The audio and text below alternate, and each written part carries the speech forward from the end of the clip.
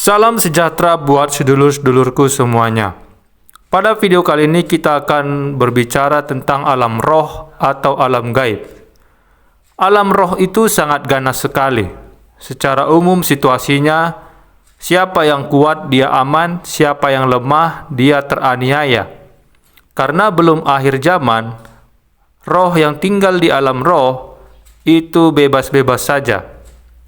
Kalau kejamnya dunia, derita dunia, itu tidak ada apa-apanya dibandingkan kejamnya hidup di alam roh setelah kematian. Siksa menyiksa di alam roh itu hal yang umum terjadi, terutama untuk orang-orang yang kekuatan rohnya tidak ada atau kekuatan rohnya kecil.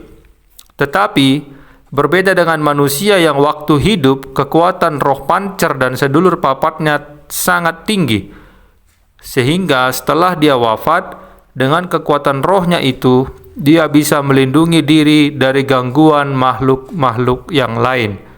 Dia bisa mencari tempat aman sambil menunggu pengadilan terakhir atau penghakiman pada akhir zaman. Kalau orang-orang zaman dulu, rata-rata kekuatan sukma atau rohnya itu sangat tinggi. Bisa dicapai karena sukmanya menembah dengan Tuhan dan dengan laku prihatin mengurangi ketertarikan dengan hal-hal duniawi.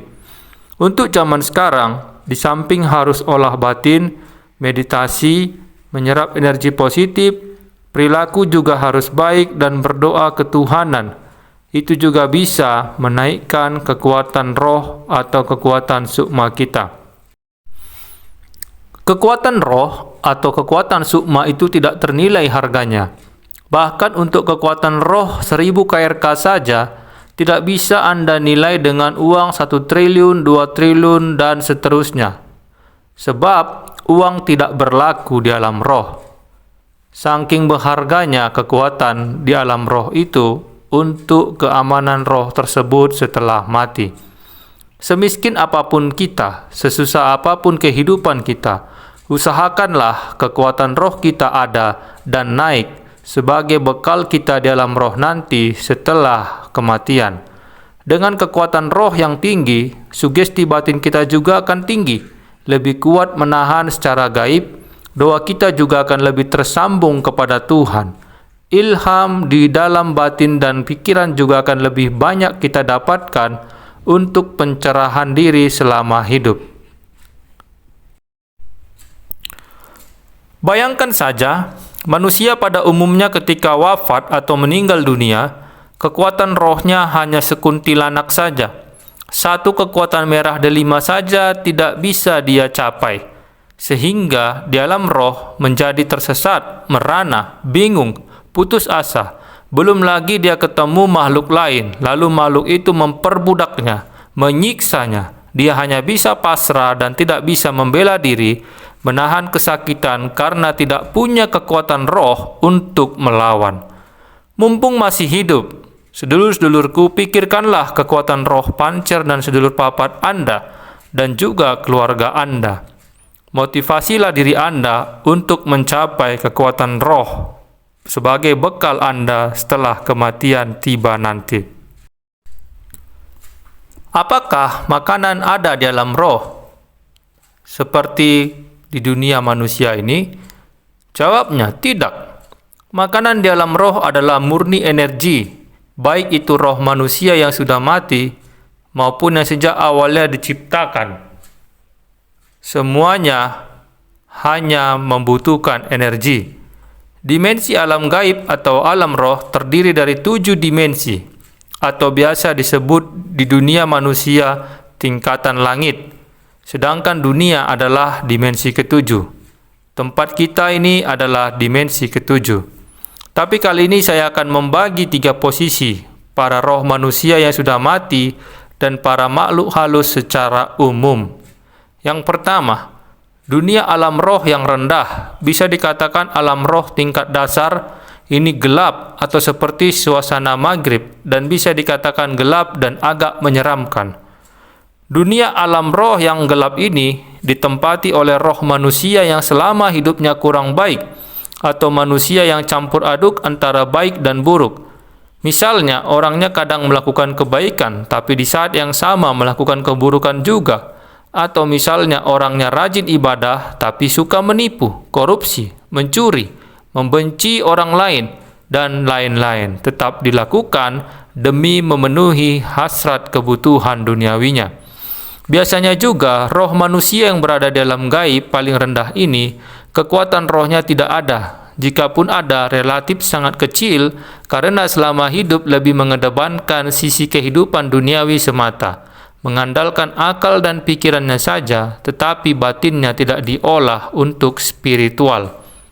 Para roh yang hidup di tingkat alam paling rendah ini, makanannya tetap energi yang berasal dari alam semesta, tapi energi atau makanan mereka campur aduk, yaitu campuran antara energi positif dan negatif. Karena kekuatan rohnya relatif tidak ada, kebanyakan di alam roh tingkat rendah atau gelap ini sangat kejam, saling menyiksa satu sama lain. Disebut juga ini roh manusia yang tersesat, yang tidak jelas tujuannya, sebab sewaktu hidup yang dia tahu hanya ilmu dunia saja dan tidak pernah mengolah batinnya.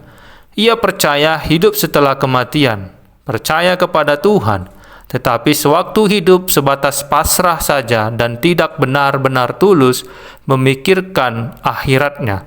Sebatas teori dan dalil tok dan implementasinya atau penerapannya dalam kehidupan sehari-hari tidak ada. Ibarat tukang nyimak saja, hidupnya hanya memikirkan sebatas makan, minum saja, dan sebagainya. Yang kedua, dunia alam roh yang positif. Dunia alam roh positif ini relatif terang dan lumayan nyaman, dan energi di sana juga relatif positif dan negatifnya sedikit saja. Roh manusia atau makhluk halus yang hidup di alam roh berenergi positif ini lumayan hidup nyaman. Mereka dan tentunya energi yang mereka serap energi positif pula dan paham memainkan energi. Biasanya, roh manusia yang berada di alam roh yang berenergi positif ini, mereka bisa meningkatkan spiritual ketuhanan mereka ke yang lebih tinggi lagi. Apakah itu meditasi, bertapa, dan lain sebagainya. Rata-rata juga kekuatan mereka cukup tinggi dan bisa menjaga diri mereka sendiri, dan di sana relatif aman. Roh manusia yang hidup di alam nomor 2 ini cukup serius memikirkan akhirat mereka, dan sewaktu hidup lumayan teguh di dalam kebaikan dan selalu mengolah batin dan kepekaan rasa batinnya, terutama hubungannya dengan Tuhan secara pribadi. Ketiga, di dunia alam roh berenergi ketuhanan. Di samping positif, alam roh nomor 3 ini secara umum energinya disuplai oleh Tuhan, dan biasanya roh manusia atau makhluk halus yang berada dalam roh nomor 3 ini, kekuatan rohnya sangat tinggi sekali, dan alam roh nomor 3 ini sangat terang dan penuh keilahian. Makanan mereka juga ya tentu energi ketuhanan, sehingga kekuatan mereka naik terus-menerus. Di alam roh nomor 3 ini, mereka juga akan meningkatkan spiritual mereka kepada Tuhan hingga tanpa batas. Bila perlu sampai manunggal dengan Allah. Mereka sangat ahli dan sangat paham memainkan energi ketuhanan, karena sewaktu hidup mereka sudah terbiasa mengolah batin dan spiritualnya demi mendekat kepada Tuhan, dan selama hidup orientasinya berusaha hidup baik dan sedapat mungkin teguh di dalam kebaikan dan berusaha menolak godaan keburukan di sepanjang hidupnya. Mereka sewaktu hidup bisa menyeimbangkan antara duniawi dan akhiratnya, sebab mereka tahu pasti bahwa hidup di dunia hanya sementara saja dan fana. Gambaran alam roh setelah manusia mati kira-kira seperti itulah keadaannya. Walau sesungguhnya alam roh itu sangat rumit sekali, dan jika dibahas dan ditulis di kertas, seluas lautan pun tidak akan cukup. Karena alam roh atau alam gaib nomor 1, 2, dan 3 tadi masih terbagi-bagi lagi tanpa batas, dan segala peristiwa dan kejadian juga ada di sana. Di akhir zaman nanti, Tuhan akan tentukan roh manusia dan para makhluk halus itu masuk neraka atau surga. Tetapi tentunya ciri orang yang masuk surga dan neraka sudah jelas. Jadi harapan saya kepada sedulur-sedulur semua, walaupun hidup Anda dan ekonomi sedang tidak baik, maupun hidup Anda berkecukupan, ingatlah Tuhan, selalu dan teguh di dalam perilaku yang baik. Sebab dunia ini fana, ibarat seperti hanya menumpang minum saja. Sedangkan alam roh itu kekal, dan jangan sampai kita menyesal, meraung-raung, menangis kelak. Karena sewaktu di dunia sebatas pasrah saja dan tidak mau belajar kebatinan spiritual ketuhanan. Lalu bagaimana baju atau pakaian maupun jubah di alam roh setelah kematian?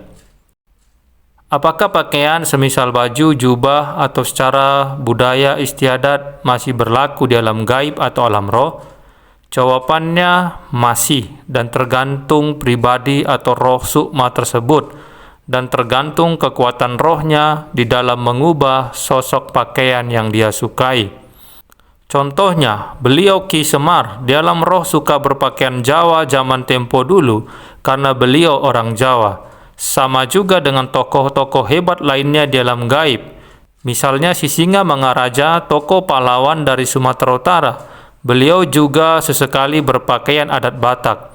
Demikian juga dari Bali, Sulawesi, Kalimantan, dan sebagainya. Mereka terkadang tetap memakai pakaian sesuai budaya adat istiadat mereka zaman dulu. Kami juga punya kodam pendamping yang berasal dari Bali, pakaiannya persis seperti orang Bali. Sebab dulunya ia tinggal di Bali karena ia menyukai pakaian Bali. Berganti pakaian di alam roh secara energi mudah saja bagi tokoh-tokoh ketuhanan atau manusia yang memiliki kekuatan roh yang sangat tinggi. Itu mereka lakukan agar lebih mudah dikenali identitasnya dan dari suku dan negara mana ia berasal. Tapi, untuk manusia awam yang kekuatannya rendah, agak sulit mengubah pakaiannya di alam roh, sebab mereka tidak cukup memiliki energi dan kemampuan mengubah pakaian mereka karena keterbatasan kekuatan roh mereka. Mereka hanya berpakaian sesuai dengan pakaian yang mereka kenakan sehari-hari sewaktu hidup dan tidak bisa mengubahnya. Bahkan pakaiannya kumal dan bau. Di alam roh itu serba energi, dan di alam roh juga sangat ganas dan lebih ganas dari kehidupan dunia nyata. Siapa yang kuat dia berkuasa dan lebih aman keadaannya. Siapa yang lemah hanya bisa berharap kemurahan hati Tuhan dan hati roh yang kekuatannya lebih tinggi. Syukur-syukur dia tidak disiksa. Itu pun kalau orang yang memiliki kekuatan roh yang tinggi itu mau bermurah hati padanya. Sebab segala tindakan tergantung situasi atau kondisi dan keadaan di alam roh yang dialami. Tapi untuk orang-orang yang sewaktu hidup kekuatan roh pancernya dan kekuatan sedulur papatnya tinggi, setelah jadi roh atau jadi arwah, di alam roh mereka akan mengenakan pakaian sesuai yang mereka sukai atau sesuai adat budaya mereka. Jadi, pakaian di alam roh itu terbagi dua secara garis besar. Satu jubah putih ketuhanan, yaitu kelas tertinggi, dan satu lagi sesuai kehendaknya, semisal pakaian kesukuan atau adat yang dia jalani, sukai selama hidup. Ia bisa mengubah pakaiannya sesuai kehendaknya dan kapan saja, karena kekuatan rohnya tinggi. Kalau jubah ketuhanan itu pemberian Tuhan langsung kepada seseorang sebagai tanda bahwa batin orang itu sewaktu hidup telah sampai kepadanya, baik di dalam doa, ibadah, kebaikan, perilaku, dan sebagainya.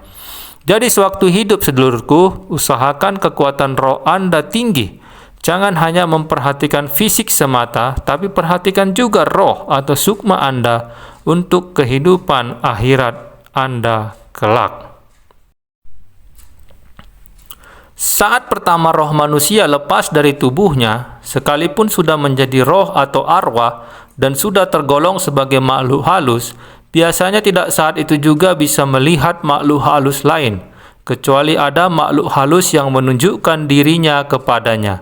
Sekalipun dia dapat melihat tubuhnya yang telah mati dan kaku, tetapi biasanya dia bingung. Dia merasa masih menjadi manusia, tetapi manusia lain tidak dapat melihat dirinya.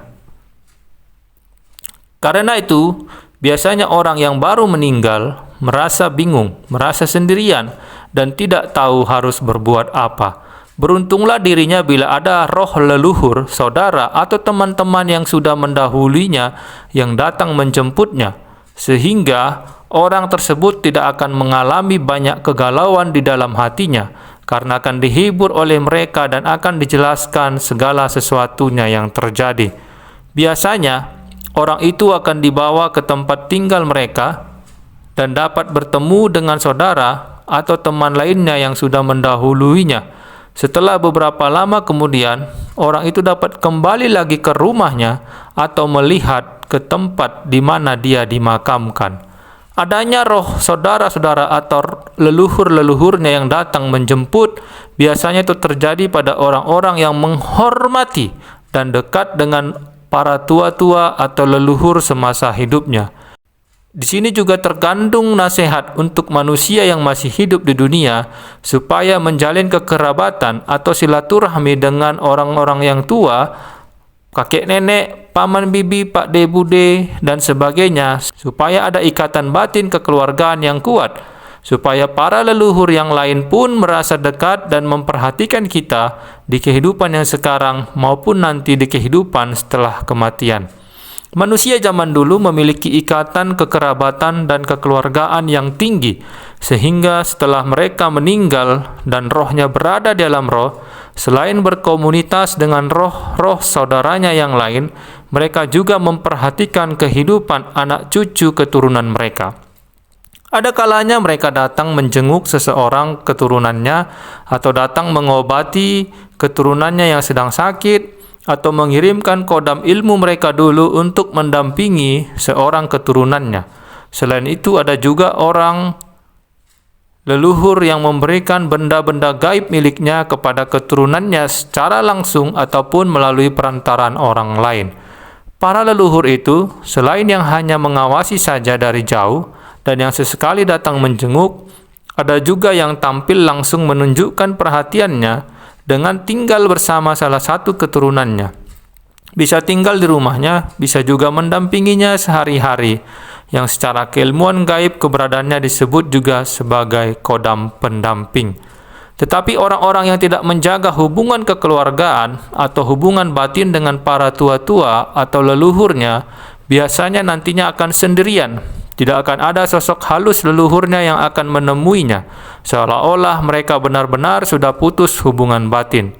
Banyak dari orang-orang itu yang tinggal di dalam komunitas gaib yang tidak jelas juntrungannya, komunitas gaib yang sering mengganggu manusia. Oleh sebab itu, kita semua diharapkan untuk selalu menjaga persaudaraan, sebab kelak dalam roh Anda bisa saling membantu satu sama lainnya. Apakah seseorang yang mendekati ajalnya atau mau meninggal tahu bahwa umurnya tidak akan lama lagi? Bisa saja, secara gambaran atau perlambang. Biasanya dia mempersiapkan dirinya. Misalnya, ada hutang-hutang ke tetangga, akan dibayarnya. Segala penghalang atau penghambat dia menuju alam roh akan diselesaikannya. Atau misal dia mewariskan sesuatu, sebelum mati dia sudah bereskan agar tidak ada keributan di keluarganya dan sebagainya. Biasanya 1-40 hari gambaran dia akan meninggal itu sudah ada. Bagi yang pekanya sangat tinggi, bahkan tahunan pun dia akan meninggal, dia sudah tahu. Hari-harinya saja yang dia tidak tahu kapan dia akan mati. Bisa juga melalui mimpi atau batinnya merasakannya. Sedulurnya juga ngasih tahu, tergantung kepekaannya masing-masing. Jika sudah terlihat gambarannya bahwa dia akan meninggal, biasanya dia sudah mengurangi keluar rumah agar dia wafat dengan layak. Jangan sampai mati di jalan atau tabrakan yang sehingga akibat begitu orang lain jadi ikut mati. Misalnya di dalam bus. Demikianlah sedulur-sedulurku bagaimana keadaan roh manusia setelah masuk ke alam gaib berdasarkan pengamatan mata ketiga saya. Semoga gambaran ini bisa memberikan pencerahan kepada sedulur-sedulur untuk tetap berbuat baik dan mencari kekuatan roh selama hidup masih ada. Sampai jumpa di video selanjutnya dan rahayu, rahayu, rahayu.